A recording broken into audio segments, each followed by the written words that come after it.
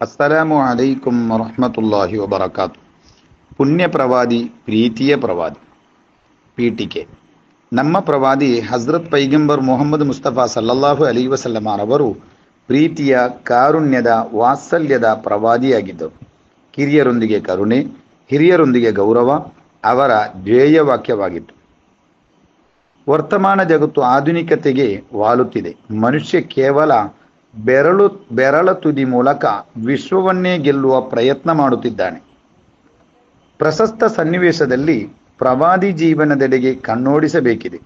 ಅವರ ಜೀವನ ಸಂಪೂರ್ಣವಾಗಿ ಮಾದರಿಯೋಗ್ಯವಾಗಿದೆ ಎಂದು ಪ್ರವಾದಿಯವರ ಜೀವನ ಚರಿತ್ರೆ ಸಾರಿ ಹೇಳುತ್ತಿದೆ. ಮಹಾನರಾದ ಸ್ವಹಾಬಿ ಅನಸ್ ಇಬ್ನ್ ಮಾಲಿಕ್ ರಲಿಯಲ್ಲಾಹು ಅನ್ಹು ಹೇಳುತ್ತಾರೆ, ನಾನು 10 ವರ್ಷ ಪ್ರವಾದಿಯವರ ಸೇವೆ ಮಾಡಿದೆ. ಅಲ್ಲಾಹನಾಣೆ, ಸೇವಕನಾದ ನನ್ನಲ್ಲಿ ಛೇ ಎನ್ನುವ ಅಥವಾ ಅಸಹ್ಯವಾಗುವ, ನೋವುಂಟು ಮಾಡುವ, ಬೇಸರ ತರಿಸುವ ಯಾವುದೇ ಒಂದು ಮಾತನ್ನು ಪ್ರವಾದಿಯವರು ಆಡಲಿಲ್ಲ. ಒಂದು ಕೆಲಸ ಯಾಕೆ ಈ ರೀತಿ ಮಾಡಿದೆ, ಅದು ಯಾಕೆ ಮಾಡಲಿಲ್ಲ ಎಂದು ಕೇಳಲಿಲ್ಲ. ಸೌಕರ್ಯಗಳು ಮತ್ತು ಶೈಕ್ಷಣಿಕವಾಗಿ ಜಗತ್ತು ಎಷ್ಟೇ ಮುಂದುವರಿದರೂ ಮನುಷ್ಯನು ದಿನಾದಿನ ನೆಮ್ಮದಿ ಕಳಕೊಳ್ಳುತ್ತಲೇ ಇದ್ದಾನೆ. ನೆಮ್ಮದಿಯ ಬದುಕು ಎಂದರೆ ಹಣ ಅಲ್ಲ, ಪದವಿ ಸರ್ಟಿಫಿಕೇಟ್ಗಳು ಅಲ್ಲ, ಸ್ಥಾನಮಾನಗಳು ಅಲ್ಲ, ಕೈ ತುಂಬ ಸಂಬಳ ಬರುವ ಉದ್ಯೋಗ ಅಲ್ಲ. ಒಂದಿಷ್ಟು ಪ್ರೀತಿ, ಒಂದಿಷ್ಟು ಕೇರಿಂಗ್, ಒಂದಿಷ್ಟು ನನ್ನುಡಿ ಬೇಕಾಗಿದೆ. ಇಂದು ಮರೀಚಿಕೆಯಾದ ಕಾರ್ಯಗಳು ಇವು. ವಿಶ್ವ ವಿಮೋಚಕ ಪ್ರವಾದಿ ಮುಹಮ್ಮದ್ ಸಲ್ಲಲ್ಲಾಹು ಅಲೈಹಿ ವಸಲ್ಲಮರವರು ರವರ ಜೀವನ ದರ್ಶನ ಮತ್ತು ಸಂದೇಶದ ಅನಿವಾರ್ಯತೆ ಅರ್ಥವಾಗುವುದೇ ಇಲ್ಲಿ. ಅವರು ತೋರಿರುವ, ಸಾರಿರುವ ಸಂದೇಶ ಅದೆಷ್ಟು ಅರ್ಥಪೂರ್ಣ.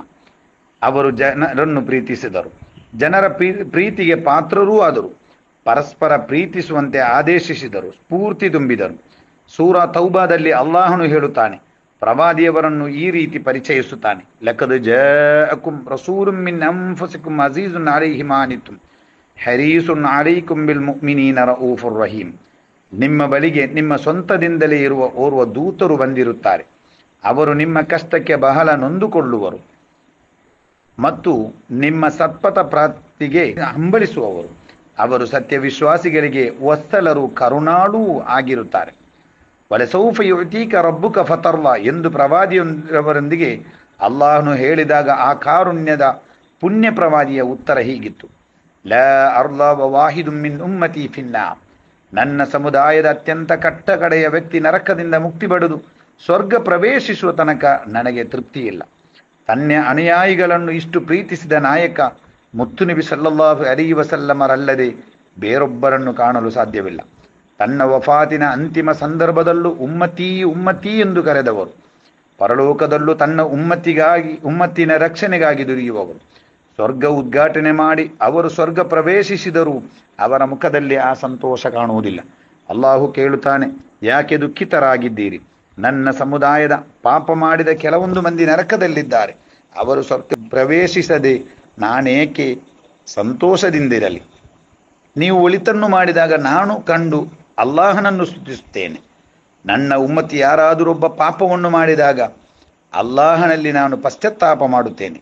ಕೊನೆಯದಾಗಿ ನೆರೆಹೊರೆಯವರು ಹಸಿದಿರುವಾಗ ಹೊಟ್ಟೆಯನ್ನು ತುಂಬಿಸುವವನು ನನ್ನವನಲ್ಲ ಎಂದು ಸಾರಿದ. ಅಂದರೆ ಹಸಿದವನ ನೋವನ್ನು ಜಗತ್ತಿಗೆ ತಿಳಿಸಿದ. ಅದೇ ರೀತಿ ಕಾರ್ಮಿಕನ ವೇತನವನ್ನು ಬೆವರು ಆರುವ ಮುನ್ನ ನೀಡಿರಿ ಎಂಬ ಉದಾತ್ತ ಸಂದೇಶವನ್ನು ಜಗತ್ತಿಗೆ ಸಾರಿದ ಏಕೈಕ ನೇತಾರ, ಜಗತ್ತನ್ನು ಜಗಜಗಿಸಿದ ಜಗದ್ಗುರು, ವಿಶ್ವವಿಖ್ಯಾತ ವಿಶ್ವ ವಿಮೋಚಕ ಪ್ರವಾದಿ ಮುಹಮ್ಮದ್ ಮುಸ್ತಫಾ ಸಲ್ಲಲ್ಲಾಹು ಅಲೈಹಿ ವಸಲ್ಲಂ.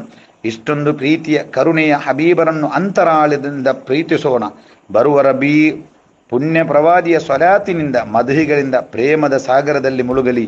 അള്ളാഹു ആ സാലിನಲ್ಲಿ നമ്മನ್ನು ಸೇರಿಸಲಿ. ആമീൻ. അസ്സലാമു അലൈക്കും വറഹ്മത്തുള്ളാഹി. മദ്ഹ് പാടിടുന്നേ, നബി പുകൾ പറഞ്ഞിടുന്നേ, മധുരം തന്ന ഹബീബിന്റെ കിസ്സ വിരുത്തിടുന്നേ.